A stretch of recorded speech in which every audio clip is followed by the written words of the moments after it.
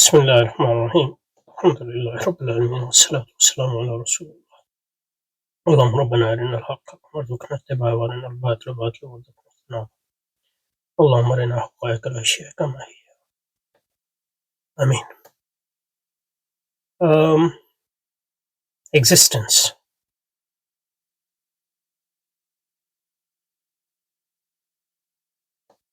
So metaphysics, logic, philosophy of language. Existence from Latin ex, meaning out, and Latin sistere, cause to stand. Cause to stand. Or in some dictionaries I've seen it take a stand. Take a stand. And the word existence, according to this, mean something there.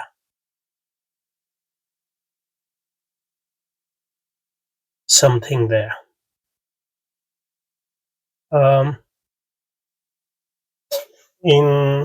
So Latin ex mean out, and sistere, take a stand.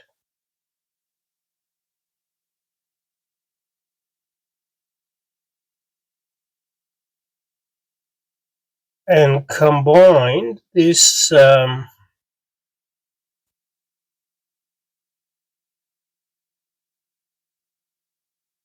another word is existere. So if you combine them, existere. This is one of the dictionaries. Existere mean come into being.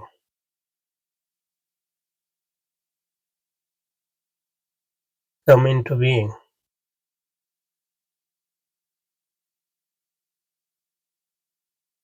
So coming, so there's a process. Existere mean come into being. Then you would want to define what is being. So this is now existere mean come into being, and from there apparently it came to late Latin existentia or existria, not clear to me. And then in the Old French you get existence.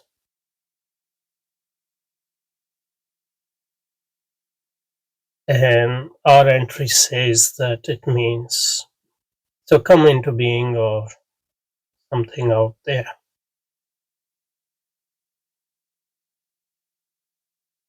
In other languages, the words are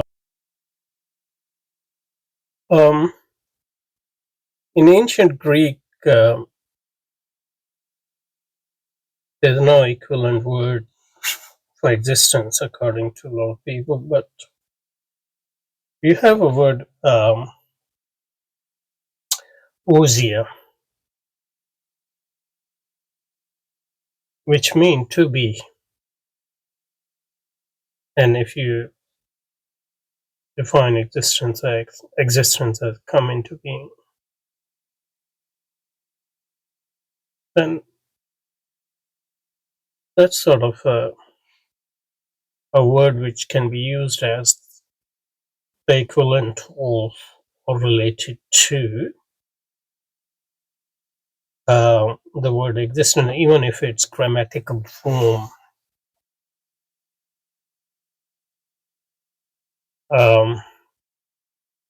might not be the same.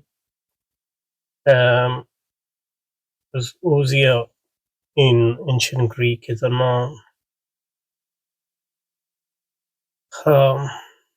So it will be being, I guess. So what's the difference between being and existence? So I'm not sure whether the claim that there's no equivalent of existence in ancient Greek is literally true or exactly true. Obviously, in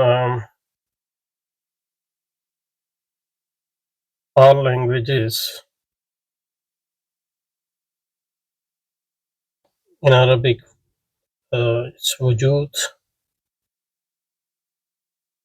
It's used in Urdu,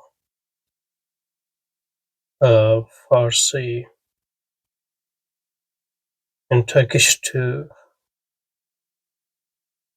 Turkche. That's what I. Um, Obviously, in Farsi, in Urdu we use other words too. In Hasti,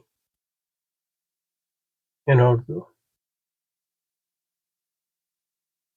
in Farsi, it's also translated being.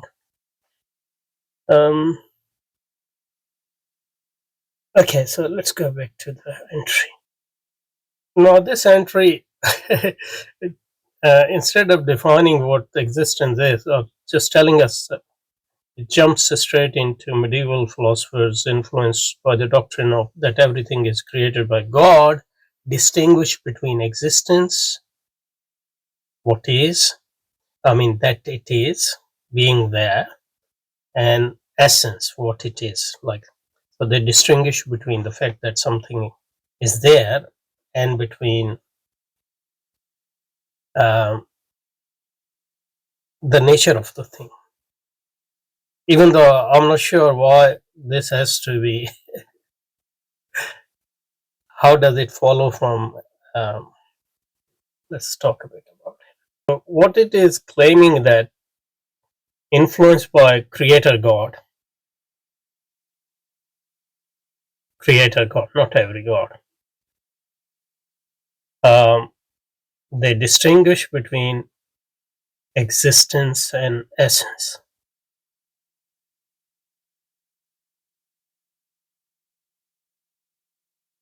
So existence is being there, just being there. The chair is there. And what is the nature of chair?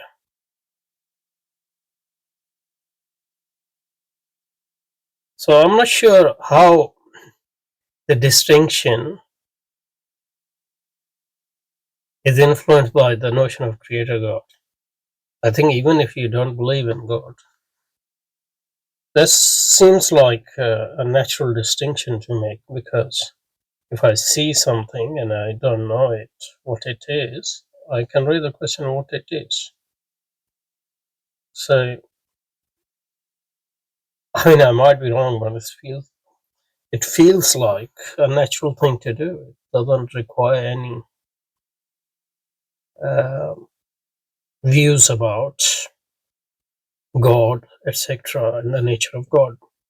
For sure, you can claim that it actually did influence. So if you are claiming it as a factual thing, that's something else. But if you are claiming, which seems like is claiming that everything it was, so the doctrine that everything is created by God, that led them to distinguish between existence and essence, and to claim, even if implicitly, I don't know whether it's claiming that, if they didn't have that conception, they wouldn't have this distinction between, if they didn't have the view of God, they wouldn't have distinction between existence and essence. Seems counterintuitive to me at this point, anyway. And then it goes to say that Thomas Aquinas, the great medieval philosopher, and you can say the philosopher of medieval and late Roman Catholic Church, Thomas Aquinas applied this contrast between existence and essence to interpret Aristotle's doctrine about substance. Substance are those things which can exist on their own, and like they can stand on their own. On the other hand, non-substantial things are those which depend on something else for their existence or their standing on their own. Substance is brought to be so Aristotle's doctrine of substance, meaning that substance is brought to be like brought into existence by conferring existence on an essence, and that God alone is unity of essence and existence, while everything else has its existential ground in God. But these are specific views about existence. That doesn't tell us about what existence is. I think, as far as we are concerned, this is irrelevant, at least for now, with what existence is. So we want to focus on what existence is. That's the basic concept, basic understanding. So against this background, later philosophers have continued to discuss the relationship between us. Well, that's irrelevant. I think. Existence, now he's trying to do something, is the fact that there is a thing. There is a thing. You're just translating existence, while essence is the nature thing, and that and is the necessary ground for the contingent being of a thing. So he is just repeating what he said above. And then he goes on to central theme of existentialism, and that's for human being existence for its essence, because human beings' nature is not supposedly not fixed, because we have some freedom to reshape ourselves. So far he doesn't tell us much about he or she, whoever wrote this. Let's stop here and we'll continue from here next time, inshallah. Next time we'll finish this. We'll continue from here, inshallah. سبحانك اللهم وبحمدك أشهد أن لا إله إلا أنت نستغفرك ونتوب إليك. اللهم انصر أولياءك في غزة وفي فلسطين وفي اليمن وفي لبنان وفي بلاد الشام وفي العراق وفي إيران. اللهم انصر إيران. اللهم انصر المجاهدين في مشارق الأرض ومغاربها. اللهم انصرهم على عدوك وعدوهم إنك على كل شيء قدير. اللهم ألف بين قلوبهم ثبت أقدامهم. اللهم سدد رميهم. اللهم سدد خطاهم. اللهم سدد رأيهم. وصل وسلم على سيدنا مولانا محمد وعلى آله وصحبه أجمعين برحمتك يا أرحم الراحمين.